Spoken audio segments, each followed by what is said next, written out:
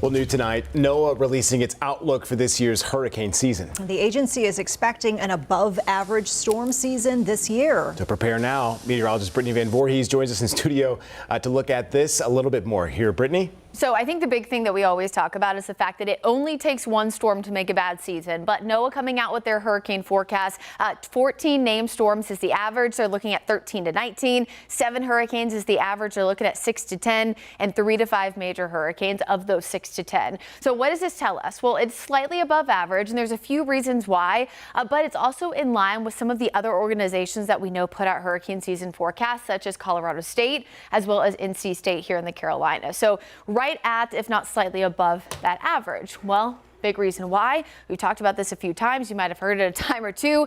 It has to do with the El Nino Southern Oscillation. This is a climate phase that we look at not just for hurricane season, but also for long-range forecasting when it comes to temperatures.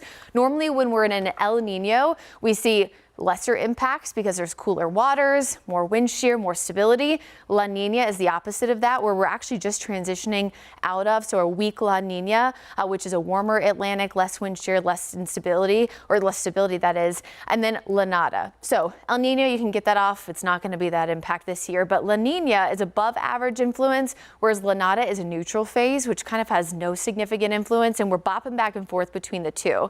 So higher than normal, because of that kind of hybrid influence from the two. But one thing that I will say, and I know Brad will talk about this a lot during hurricane season as well, is while La Nina typically means more storms, some of the worst hurricane seasons have happened during the La Nada neutral phases, because I think the big thing here is that we know it only takes one storm. But when we look at those, anytime you look at patterns in forecasting, you want to know, is it above, is it below? But when you're in that neutral phase and there's really no significant impact on either, it can sometimes make the long range forecast harder. So we will also say too that this does not mean that a storm is coming here. It cannot long range forecast where a storm will go, just how many storms that we will have. But 2 historic seasons that were in La Nada patterns, Hurricane Andrew, 1992, we only had 7 storms a whole season, but the first one made landfall in Miami as a Category 5. In 2005, when Hurricane Katrina made landfall, that was also a La Nada season. So it's just something that it doesn't mean we will have a storm like that, but I think it's something that meteorologists kind of eagle eye a little bit more than normal. Well, we're not trying to fearmonger.